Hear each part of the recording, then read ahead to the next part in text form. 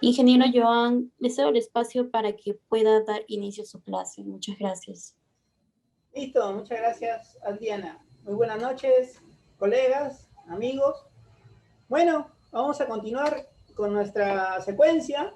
Espero que ya estemos avanzando. Yo creo que sí, que cada uno de ustedes ya viene desarrollando una mejor expertise, un mayor conocimiento de lo que es el diseño de un plan de prevención y reducción de riesgo. Nos queda una semana más, pero esta es tal vez una de las partes más importantes porque es la parte central, es decir, cómo es que vamos a formular un PPRD. Las semanas anteriores nos hemos estado preparando en entender cuáles son los insumos básicos, cuál es el sistema de gestión de riesgos en el país, la política, los diferentes documentos que nos orientan. Ya hemos aprendido a hacer un diagnóstico de nuestro territorio, básicamente a través de la identificación de los riesgos y de los peligros y cuáles son las emergencias más recurrentes en nuestras zonas. Bueno, con todo ese conocimiento tenemos que estructurarlo. Y hoy Por día... eso es que la teoría objetiva no se aplica. No se puede considerar una persona por un hecho objetivo, por lo que se ve, simplemente. Objetivo quiere decir que se ve, ¿no? Pero también uno hay que ir más allá, ¿no? Hay que ver cuál es la finalidad del autor. Primero hay que ver si la finalidad del autor era causarle... Se cruzó, creo. ¿Hay un micro abierto o está comentando?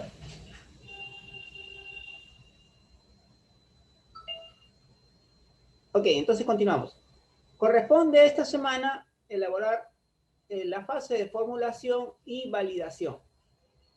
En aras de aprovechar al máximo el tiempo, vamos a empezar. Entonces, cuando hablamos de formulación del PPRRD... Y termina por muriendo. Bueno. En un rayo de Amor. También se considera... Bueno. Parece que están abiertos los micros o quieren manifestar algún comentario. Muy bien, entonces continuamos. Le mencionaba que para la formulación del PPRRD tenemos que centrarnos en establecer los objetivos. Hay que apagar los micros, Adriana. De repente no se dan cuenta y lo tienen abierto.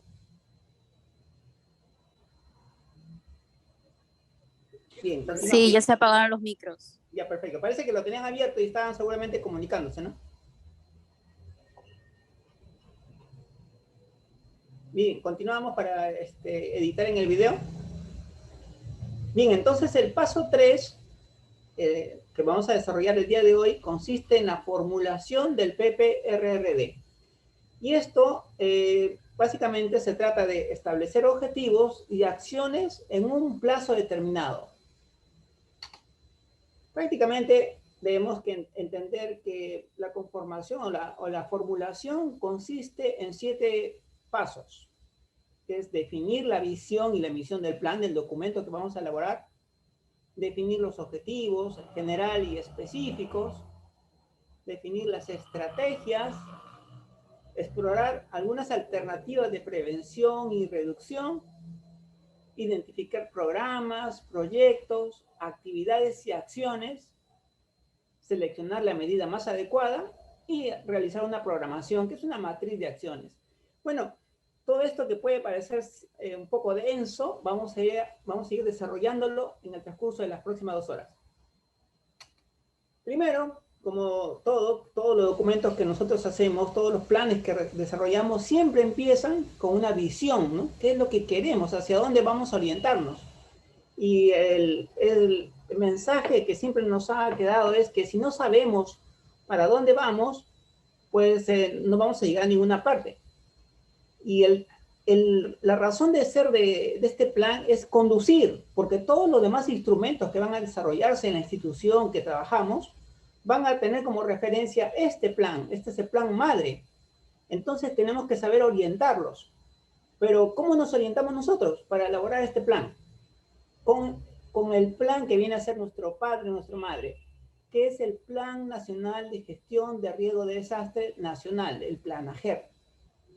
Recordarán ustedes que durante las 2 semanas anteriores hemos hablado que tenemos un documento, que es el Plan Nacional de Gestión de Riesgo del Desastre, que a su vez nace como consecuencia de la Política Nacional de Gestión de Riesgo del Desastre, que a su vez nace de una política internacional global que se conoce como el Marco de Sendai. Muy bien, entonces en esa estructura que ya hemos venido trabajando las 2 semanas anteriores, tenemos que orientarnos en base a este planajer. Obviamente tenemos que leerlo. Y todo lo que dice el planajer lo tenemos que hacer en nuestra jurisdicción, porque ellos ya han desarrollado, ya han establecido cuál es la visión, cuál es la misión, cuáles son los objetivos generales y específicos. Ellos ya lo tienen orientado para el país. Lo que tenemos que hacer es llevar esos objetivos, esa visión, esa misión a nuestra localidad. Entonces, si nosotros abrimos el Plan Nacional de Gestión de Riesgo de Desastres y leemos la visión, está parafraseada de esta manera. Se busca una sociedad segura y resiliente ante el riesgo de desastre. Nosotros también tenemos que tener esa visión, pero para nuestra jurisdicción. También el planajer tiene una misión, que es prevenir, reducir y controlar los factores de riesgo de desastre, estando preparado para brindar una respuesta efectiva, una recuperación apropiada ante situaciones de emergencias y desastres, protegiendo a la población y sus medios de vida. Bueno, cuando dice una respuesta, cuando nosotros identificamos que dice una respuesta, tenemos que hacer un stop, una paradita y entender que el PPRD, o sea, el Plan de Prevención de Reducción de Riesgo y Desastre, es para prevenir y para mitigar riesgos. La respuesta es otros planes. Hay otros planes que son planes de respuesta de emergencia, plan de contingencia. Todos esos planes se orientan a la respuesta. Porque si recordamos en las 2 semanas anteriores, el sistema de gestión de riesgo del país tiene 2 entidades líderes que nos conducen, nos dirigen, nos asesoran. Una es el CENEPRED y otra es INDECI. Todo lo que tenga que ver con prevención y con prospectiva, antes de que suceda el riesgo, para prevenirlo, todo eso tiene que ver con CENEPRED, y el documento que está orientado a eso es el Plan de Prevención y Reducción de Riesgo. Y todo lo que tenga que ver con respuesta, lo tenemos que ver con INDECI, que es como decir otro espacio.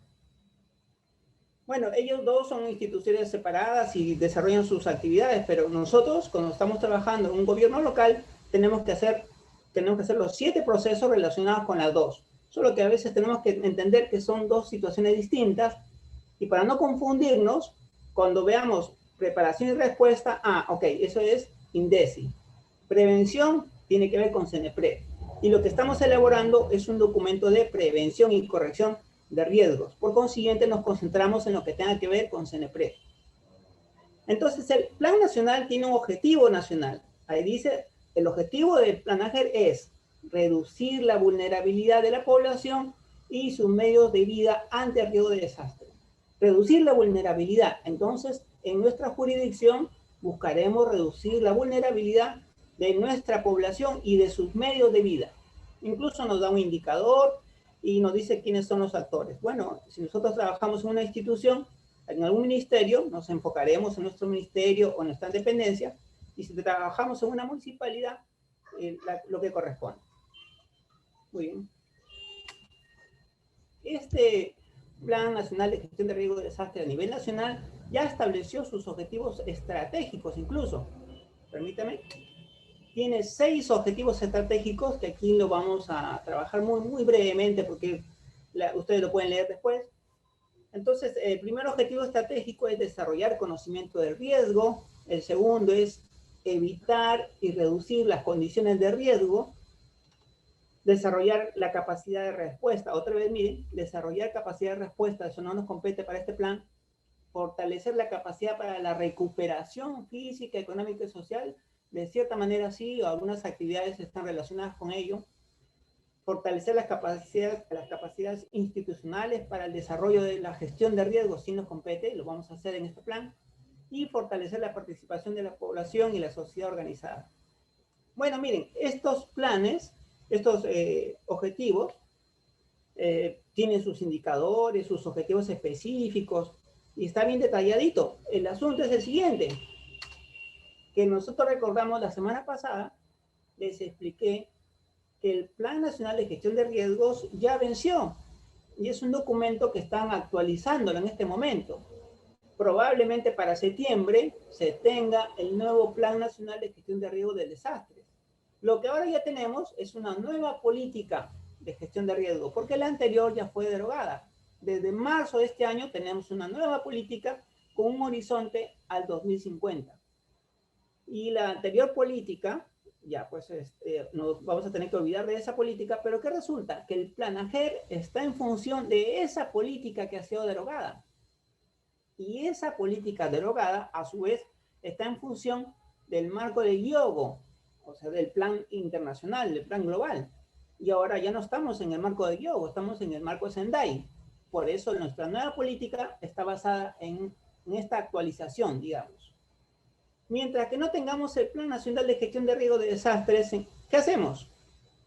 Bueno, yo les sugiero que como ya tenemos la política, le damos la política y adecuamos o adaptamos nuestro PPRD a esta política hasta que salga el nuevo plan AGER. Alguien me puede preguntar, seguramente me ha pasado algunas veces que me dicen, ¿cuál es la diferencia entre el marco Hyogo y el marco Sendai? Bueno, pues el marco Hyogo fue con un horizonte al 2015, pero principalmente se había enfocado en la gestión de los desastres, es decir, la respuesta cuando ocurre, todas las estrategias, las acciones cuando ocurre un desastre. En cambio, el marco Sendai está orientada a la gestión del riesgo.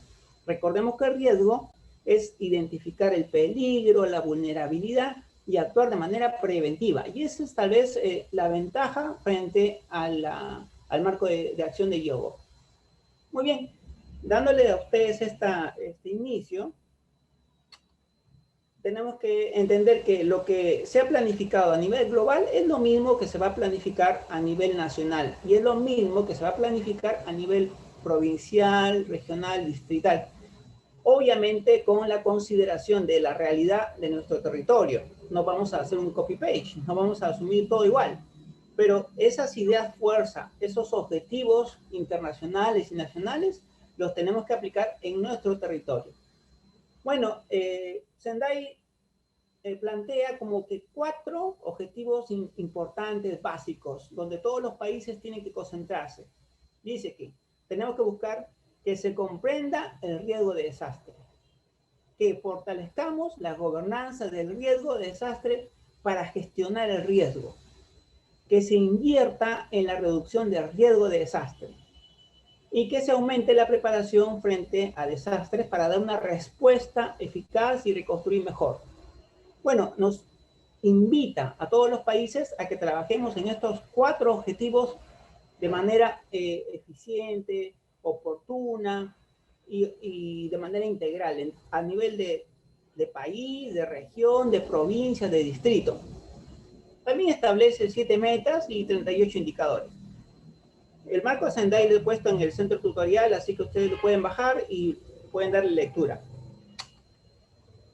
Como les expliqué, en la Política Nacional de Gestión de Riesgos de Desastre al 2050, que está basado en el marco de Sendai, esos 4 objetivos globales los ha traducido en 6 objetivos para nuestro país.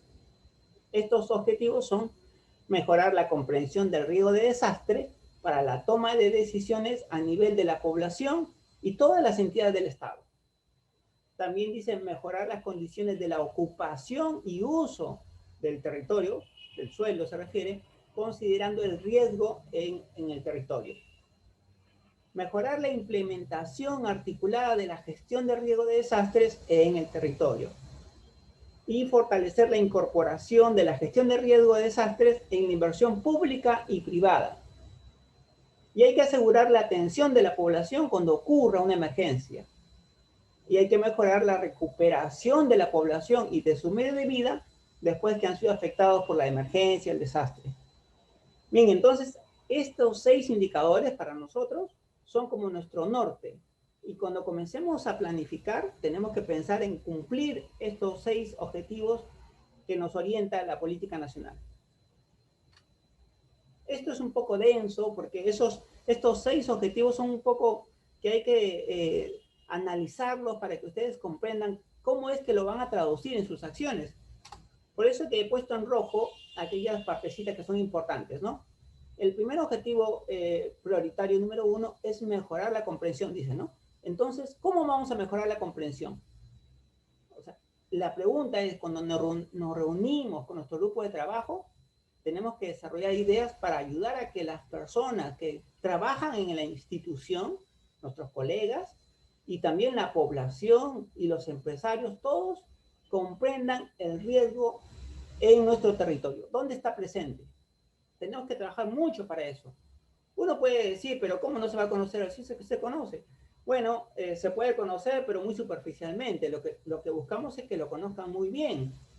Y para eso es que hemos tenido una primera clase donde hemos separado ese concepto de riesgo en vulnerabilidad, en exposición, determinar que hay una exposición de las personas, hay una exposición de la infraestructura, hay ciertas amenazas o peligros que tenemos que conocer al detalle. Físicamente hay un terreno que tenemos que conocer, cómo es que esa dinámica funciona. Y entender también que hay otro factor que está influyendo, ¿no? Que es el cambio climático, pero que tampoco no lo comprendemos muy bien. Sin embargo, ya existe una ley de cambio climático para que respondamos a sus impactos, y hay un reglamento que nos involucra a todos, sino que todavía no está siendo aplicado. Pero de alguna forma, los que estamos en gestión de riesgo tenemos que incluirlo. Bueno, entonces aquí resulta que no es tan fácil llevar esto a la práctica. Necesitamos hacer un gran desarrollo y conversar con nuestros colegas, plantear algunas ideas para ir tejiendo un hilo conductor. Nos orienta también a prepararnos para la respuesta. Dentro de nuestras funciones en un gobierno local, sí tenemos que desarrollar respuestas, sí, claro que sí. Pero para el plan de prevención, en ese momento no nos concentramos en la respuesta. Eso tengo que incidir constantemente porque hay muchos documentos que incluyen respuesta y no es la intención del plan. Bien, entonces tenemos que identificar, priorizar, difundir los peligros, hacer un análisis de vulnerabilidad y cálculos de riesgo. Cuando hablamos de cálculos de riesgo, estamos diciendo que hay que darle una cuantificación al riesgo. Hay que establecer si es un riesgo alto, si es un riesgo muy alto, si es un riesgo medio, si es un riesgo bajo. Y para eso ya existen métodos y los que hacen la evaluación de riesgo nos van a dar los resultados.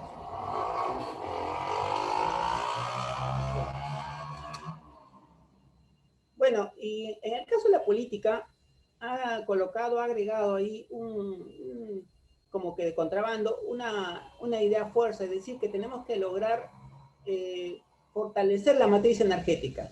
Y eso puede sonar un poco extraño, porque ¿qué tiene que ver la matriz energética?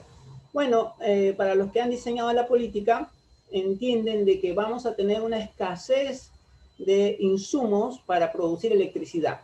Y prácticamente ese peligro radica en los hidrocarburos. Va a llegar un momento en que no vamos a tener gas, o puede llegar un momento en que no vamos a tener petróleo.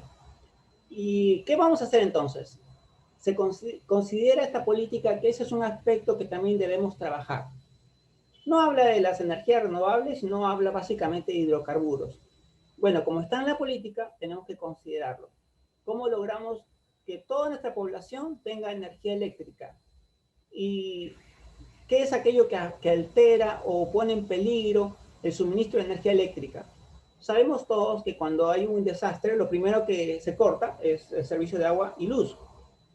Y la reactivación rápida de ese servicio, se llama rehabilitación, puede demorar, puede tardar 2, 3 días, pero la idea es pensar en cómo evitar que pase mucho tiempo, porque la energía eléctrica es un servicio muy importante. Si no existe luz eléctrica post desastre, suele pasar vandalismo, muchas desgracias, y entonces se requiere la energía eléctrica cuanto antes. Bueno, también nos habla de mantener información que fluya. Lo que nosotros producimos como información tenemos que transmitirla. Por consiguiente, tenemos que desarrollar acciones para que esa información fluya. conseguir esa información, construirla, llevarla a la población que queremos que la tenga, a las autoridades. Entonces, la parte de información también es un aspecto clave en este objetivo. Y bueno, nos orienta a que trabajemos los tres procesos, tanto la parte prospectiva, correctiva y reactiva. La parte reactiva, como ya seguramente ya estoy tanto y tanto que le repito, la parte reactiva tiene que ver con los planes de contingencia, los planes de respuesta y no para el PPRD. En nuestro caso nos corresponde la parte prospectiva y correctiva.